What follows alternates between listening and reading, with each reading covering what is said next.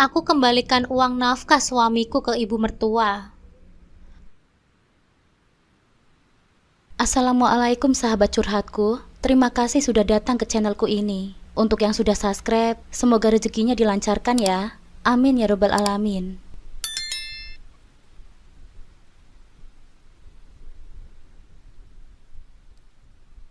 Pernikahan adalah perjalanan yang penuh dengan tantangan, kebahagiaan, dan pengorbanan.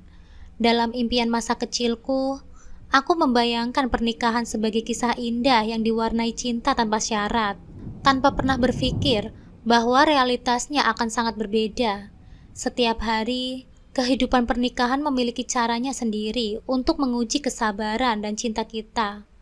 Tetapi pernikahan dengan Mas Erwin membawa ujian yang jauh lebih berat dari apapun yang pernah kubayangkan. Mas Erwin adalah pelaut kapal pesiar. Sejak awal kami menikah, aku sudah tahu bahwa kehidupan bersama seorang pelaut berarti lebih banyak waktu untuk dihabiskan dalam kesendirian daripada kebersamaan. Kami terpisah oleh jarak dan waktu. Ribuan mil lautan memisahkan kami. Aku harus menerima kenyataan bahwa dia hanya akan pulang sekali setiap 3 tahun. Setiap kepulangan adalah momen yang sangat dinantikan. Namun setiap kepergian selalu meninggalkan perasaan sepi yang mendalam. Aku mencoba mengisi kekosongan itu dengan bekerja sebagai kasir di minimarket. Pekerjaan yang sudah aku jalani bahkan sebelum kami bertemu. Namun waktu dan jarak hanyalah sebagian dari tantangan yang harus aku hadapi. Hal terberat ternyata bukanlah kepergian Mas Erwin yang lama, melainkan keluarga suamiku, terutama ibunya dan adik-adiknya.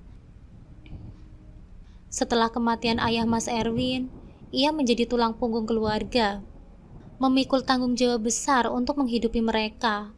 Mas Erwin adalah pria yang baik, penuh kasih, dan bertanggung jawab. Ia selalu mengirim uang ke rumah untuk ibunya dan adik-adiknya. Namun sayangnya, kebaikannya seringkali disalahgunakan. Saat Mas Erwin pergi melaut, aku harus menghadapi keluarganya sendirian.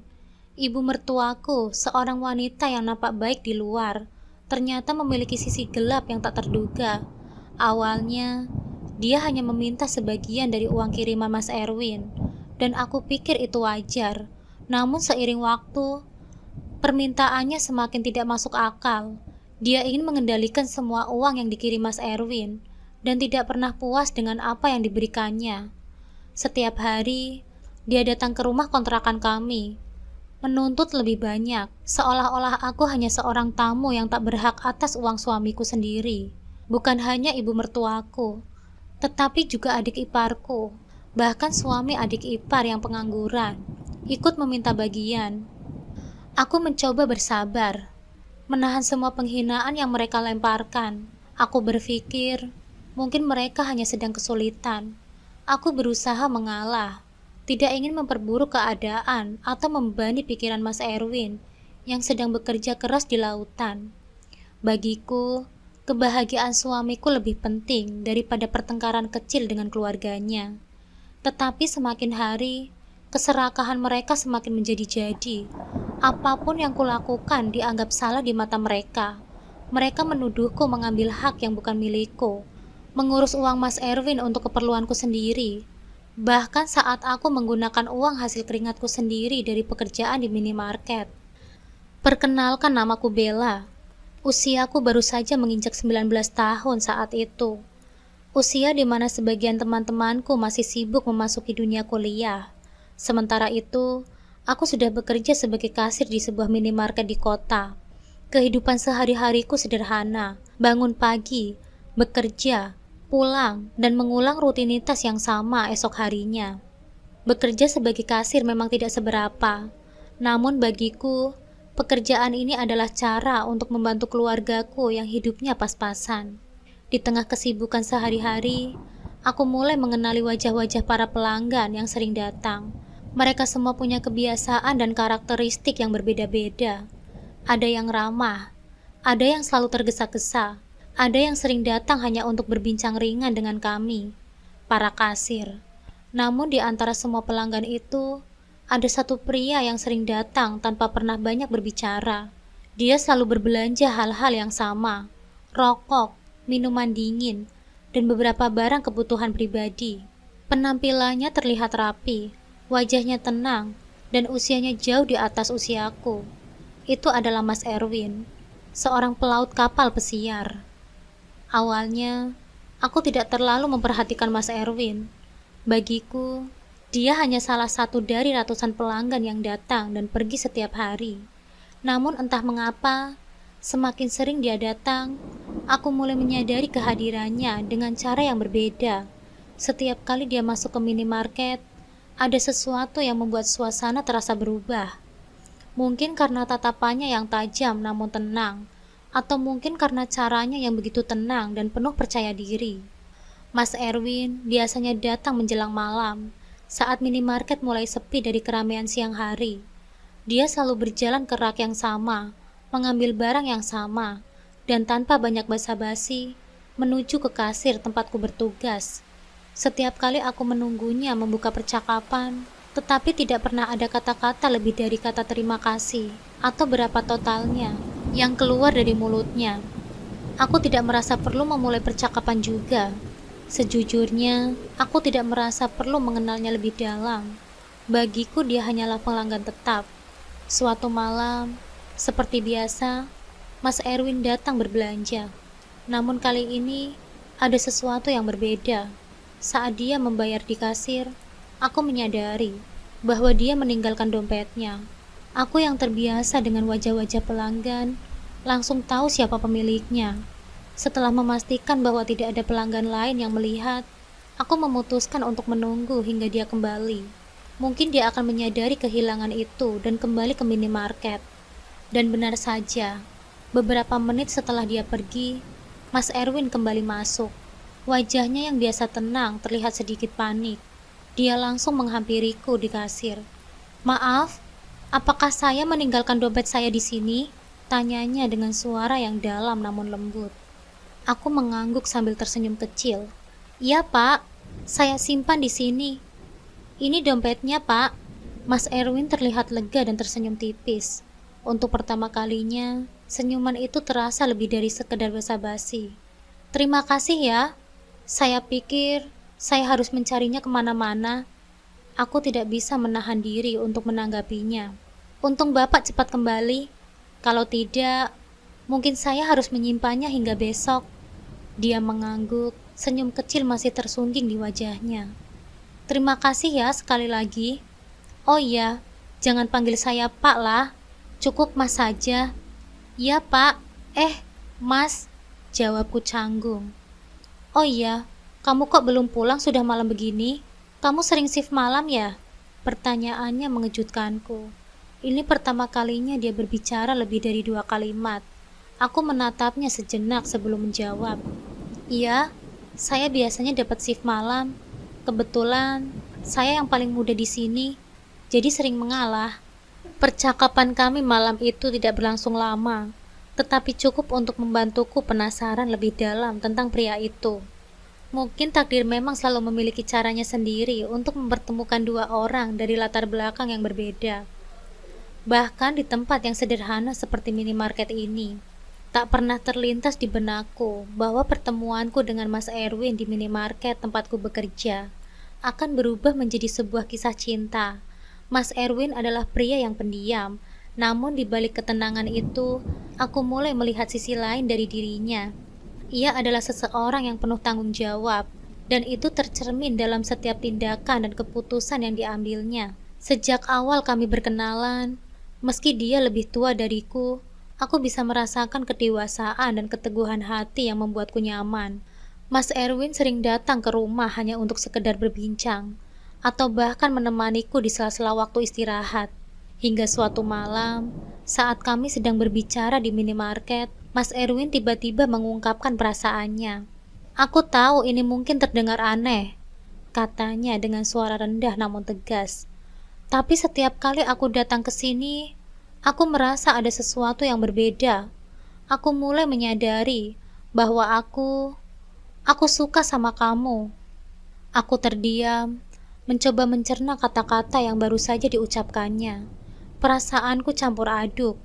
Di satu sisi, aku merasa tersanjung, namun di sisi lain, aku tahu hubungan ini tidak akan mudah. Mas Erwin bukan hanya pria yang lebih tua, tetapi juga seorang pelaut yang jarang pulang. Selain itu, aku tahu bahwa hidup Mas Erwin tidak hanya miliknya sendiri. Ada keluarganya, ibunya, dan 2 adiknya yang sangat bergantung padanya. Mas Erwin adalah tulang punggung keluarganya sejak ayahnya meninggal dunia 2 tahun yang lalu. Sebagian besar gajinya sebagai pelaut diserahkan untuk kebutuhan ibu dan adiknya. Salah satu adiknya yang sudah menikah juga masih bergantung pada Mas Erwin karena suaminya tidak bekerja. Aku tahu jika kami benar-benar menjalin hubungan, ini bukan hanya tentang cinta, tetapi juga tentang bagaimana aku bisa menerima semua tanggung jawab yang Mas Erwin pikul. Namun di balik segala keraguanku, ada sesuatu dalam diriku yang berkata bahwa Mas Erwin adalah orang yang tepat. Ia tidak hanya menunjukkan perhatiannya, tetapi juga memberikan rasa nyaman yang selama ini jarang kurasakan.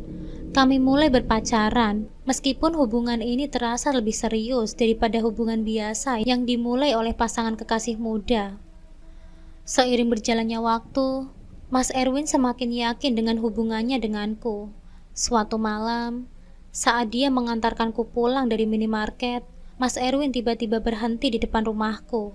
Ia memandangku dengan serius, dan aku bisa merasakan ada sesuatu yang penting yang ingin ia sampaikan.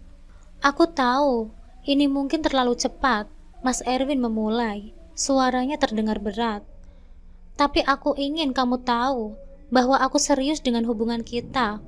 Aku ingin kamu menjadi istriku. Hatiku bergetar mendengar kata-kata itu. Menikah? Di usiaku yang masih muda, ide pernikahan tak pernah terlintas. Aku masih merasa seperti remaja, baru memulai karirku yang sederhana di minimarket. Menikah? Aku belum siap. Namun di saat yang sama, aku tahu bahwa Mas Erwin tidak main-main dengan ucapannya. Dia bukan tipe pria yang mengumbar janji tanpa niat untuk menepatinya. Aku tak tahu harus berkata apa, Mas. Jawabku pelan. Ini semua terlalu cepat, Mas Erwin. Aku bahkan belum memikirkan soal pernikahan. Mas Erwin menggenggam tanganku dengan erat, meyakinkanku dengan tatapan mata yang tenang. Aku tahu ini tidak mudah, tapi aku yakin kita bisa menjalani ini bersama. Aku tidak meminta jawaban sekarang. Aku hanya ingin kamu tahu betapa seriusnya aku tentang hubungan kita. Setelah malam itu, aku mulai memikirkan segala kemungkinan yang ada di hadapanku. Cinta memang ada, tetapi apakah itu cukup untuk mengatasi semua tantangan yang akan datang? Ketika Mas Erwin memberitahu keluarganya tentang niatnya untuk menikahiku, segalanya menjadi lebih rumit. Ibunya, yang sangat bergantung pada Mas Erwin sejak ayahnya meninggal, langsung menolaknya, bukan hanya karena perbedaan usia kami yang cukup jauh, tetapi juga karena latar belakang keluargaku yang sederhana. Mereka menganggapku tak pantas untuk Mas Erwin. "Mengapa kamu memilih dia?" tanya ibunya saat itu, dengan nada yang jelas-jelas penuh penolakan. "Kamu bisa menikahi siapa saja, Mas Erwin. Kamu adalah harapan satu-satunya di keluarga ini. Kami butuh kamu. Dan kamu malah ingin menikah dengan gadis yang tak bisa memberikan apa-apa untukmu." Aku tahu, latar belakangku yang berasal dari keluarga yang kurang berada memang salah satu alasan utama mereka menentang hubungan kami. Dan di mata mereka, aku hanyalah gadis muda tanpa masa depan yang jelas. Sementara itu, Mas Erwin adalah tulang punggung keluarga yang mereka gantungkan harapan, terutama setelah ayahnya tiada. Namun Mas Erwin tak pernah goyah. Dia bersikeras bahwa keputusannya untuk menikahiku adalah haknya, bukan hak keluarganya. "Aku mencintainya, Bu. Dia mungkin tidak sempurna di mata kalian, tapi dia yang aku pilih." Meski Mas Erwin bersikukuh mempertahankan hubungan kami, situasi semakin tegang. Keluarganya terus mencoba memengaruhi Mas Erwin, berusaha membuatnya berpikir ulang tentang niatnya untuk menikahiku. Di sisi lain, aku mulai merasa terbebani oleh masalah ini. Aku tak ingin menjadi penyebab pertengkaran dalam keluarganya, tapi aku juga tak bisa memungkiri perasaanku. Kami berdua tahu bahwa cinta ini tak akan mudah, namun di balik semua tantangan, Ada keyakinan di hati kami bahwa jika kami bersatu, kami bisa menghadapi apapun yang akan datang menghalang. Dan akhirnya, meski tak ada restu dari ibunya, Mas Erwin tetap memintaku untuk menikah dengannya. Aku tahu, hidup kami setelah pernikahan nanti akan penuh dengan ujian, namun cinta kami cukup kuat untuk membuatku menerima pinangannya. Setelah berbagai rintangan dan penolakan dari keluarga Mas Erwin, akhirnya aku dan Mas Erwin melangsungkan pernikahan. Pernikahan kami sederhana, hanya dihadiri oleh keluarga terdekat dan beberapa sahabat. Tak ada pesta mewah atau dekorasi yang megah, hanya suasana hangat dan penuh cinta yang menyelimuti acara tersebut. Gaun yang kupakai pun sangat sederhana, tak ada kilauan atau renda yang mencolok. Tapi melihat senyum di wajah Mas Erwin membuat semua kesederhanaan itu menjadi sempurna di mataku. Saat ijab kabul berlangsung, aku merasakan ikatan yang begitu kuat, meski aku tahu tantangan ke depan tak akan mudah, terutama dengan pekerjaan Mas Erwin sebagai pelaut yang akan sering membuatnya jauh dariku. Aku percaya bahwa cinta kami cukup kuat untuk menghadapinya. Mas Erwin menggenggam tanganku dengan erat, meyakinkan bahwa kami akan menjalani semua ini bersama, apapun yang akan terjadi. Setelah menikah, kami memutuskan untuk mengontrak sebuah rumah kecil di pinggiran kota. Keputusan ini diambil karena aku merasa kurang nyaman tinggal bersama ibu mertua dan adik-adik ipar. Mas Erwin, sebagai suami yang pengertian, mendukung keputusanku. Aku ingin kamu merasa nyaman di rumah kita, katanya dengan lembut. Kita bisa sering-sering mengunjungi ibu dan adik-adikku, tapi aku ingin kamu punya ruang sendiri. Rumah kecil yang kami kontrak hanya terdiri dari 2 kamar, sebuah dapur kecil, dan ruang tamu yang sederhana. Meski begitu, tempat ini terasa sangat hangat bagiku. Disinilah kami memulai kehidupan baru sebagai pasangan suami istri. Tak ada hari yang lebih bahagia dari saat kami duduk di ruang tamu kecil itu, berbicara tentang masa depan, rencana-rencana sederhana kami, dan mimpi-mimpi yang ingin kami wujudkan bersama. Namun meski pernikahan kami dimulai dengan kebahagiaan, aku tahu bahwa cobaan pertama akan segera datang. Sebagai seorang pelaut, Mas Erwin tidak bisa berada di rumah dalam waktu yang lama. 2 minggu setelah pernikahan kami yang penuh cinta, tibalah saatnya Mas Erwin kembali bekerja di kapal pesiar. Pagi itu, saat ia berangkat, perasaan cemas mulai menyelimuti hatiku. Bagaimana aku bisa menghadapi keseharian tanpa dirinya? Namun aku tahu, ini adalah kehidupan seorang istri pelaut, dan aku harus belajar kuat. Mas Erwin memelukku dengan erat sebelum pergi. Aku akan sering menghubungimu, jangan khawatir. Aku bekerja keras demi kita.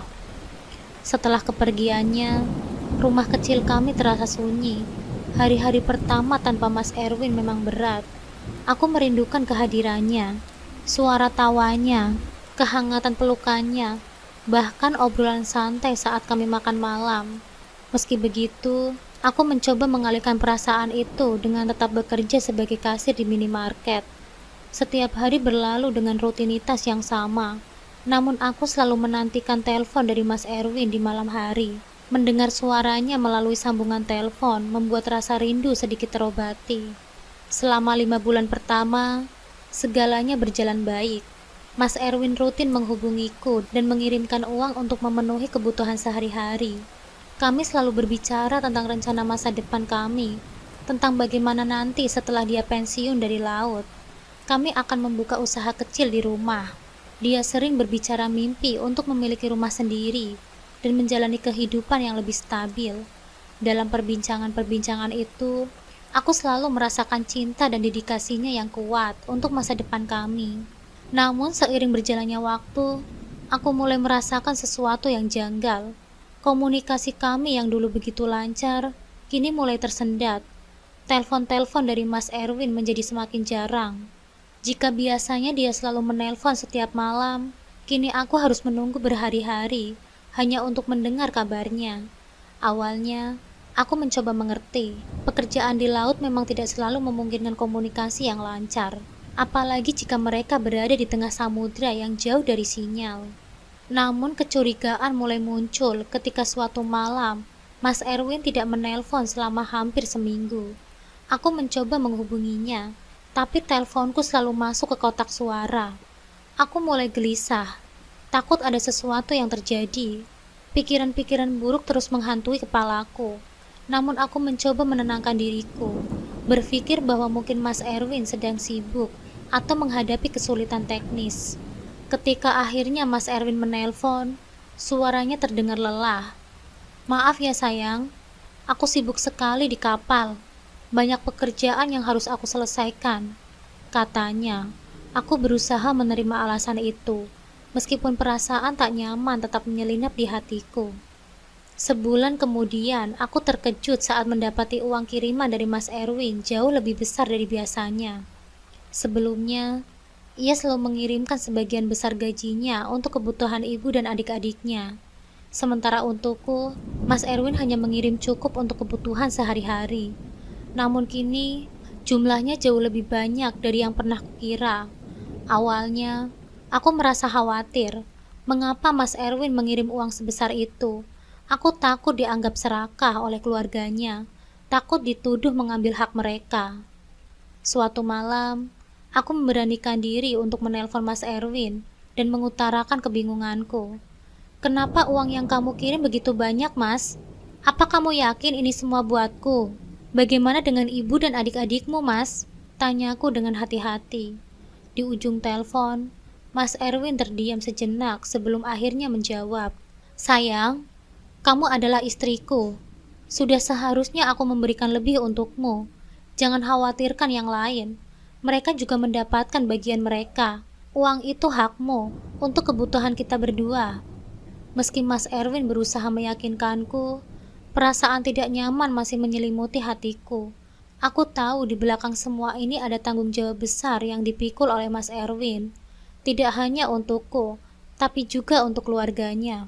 Menerima uang dalam jumlah besar membuatku merasa bersalah, seolah-olah aku mengambil sesuatu yang bukan milikku.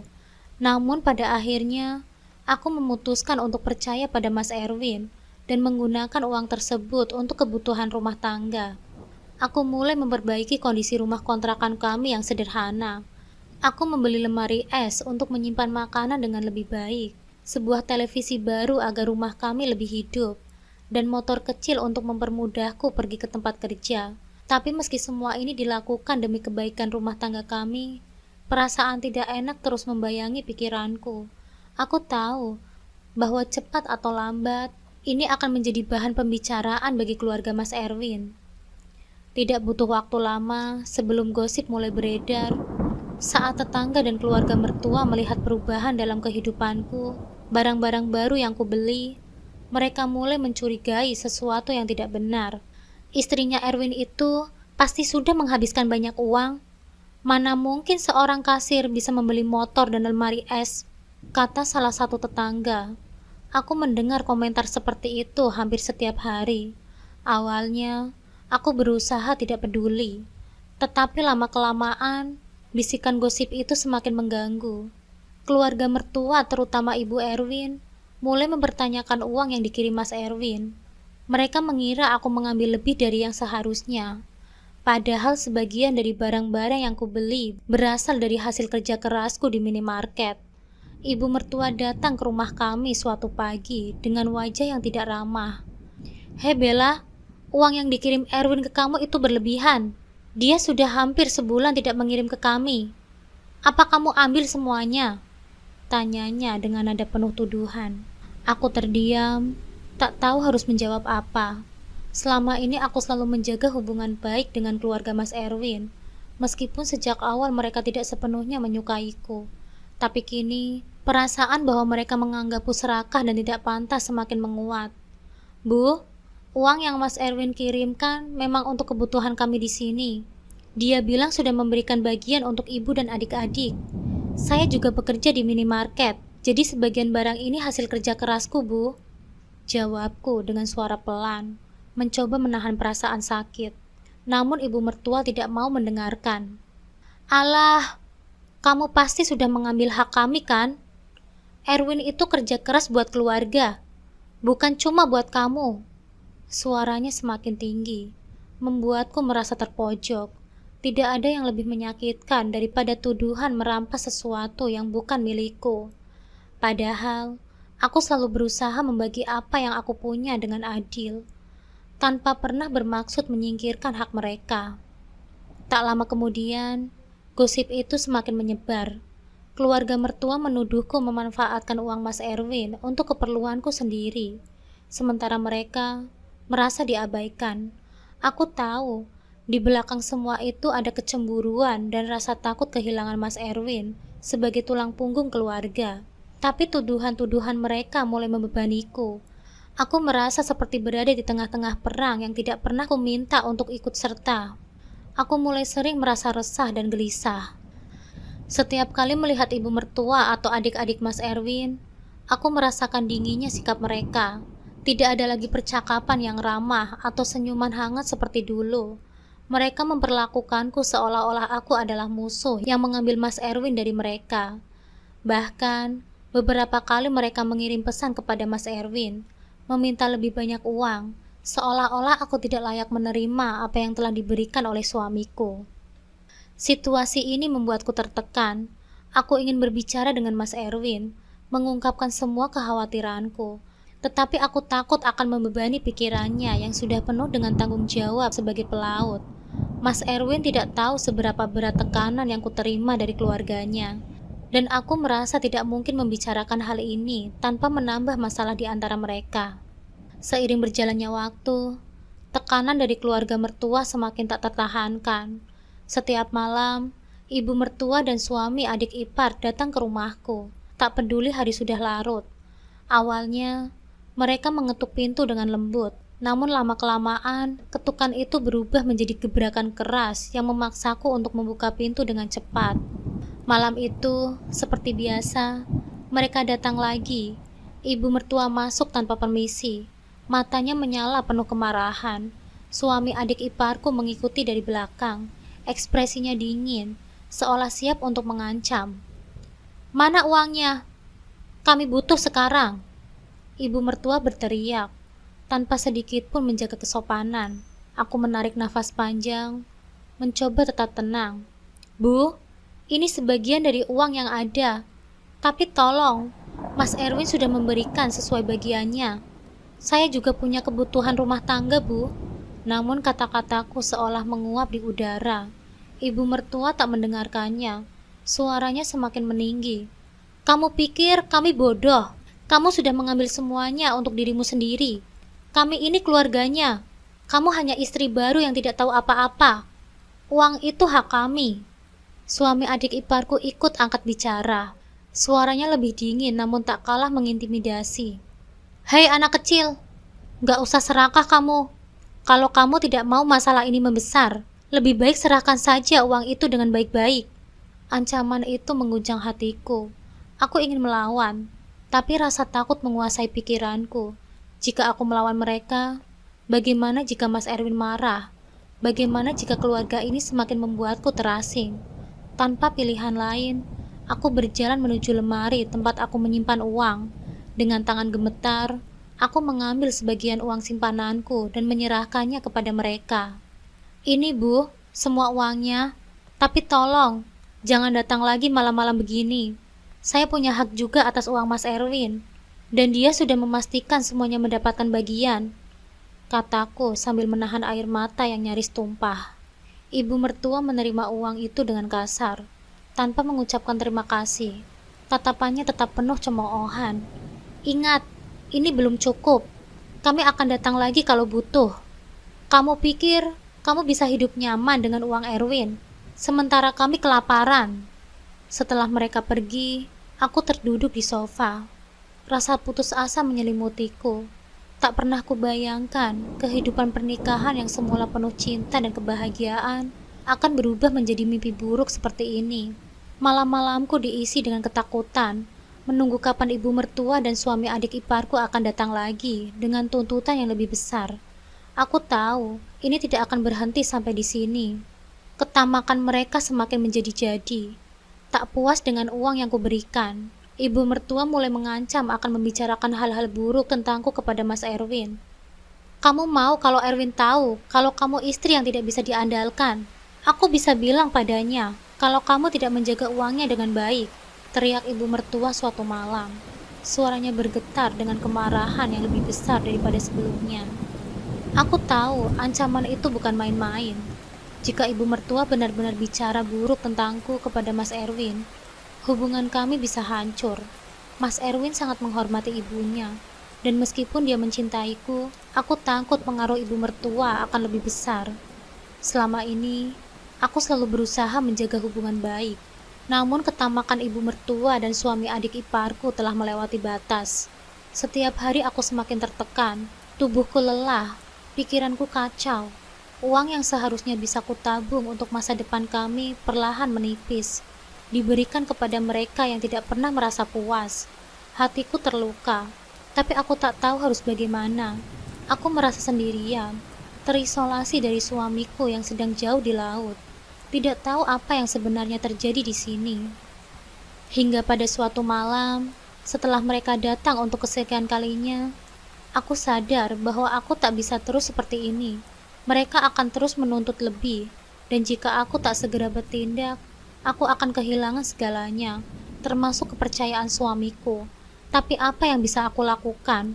Melawan mereka akan membawa konflik lebih besar. Namun terus menuruti tuntutan mereka juga bukan solusi. Aku hanya bisa berharap Mas Erwin segera pulang, karena aku tahu menghadapi keluarga mertua seorang diri tak akan pernah mudah.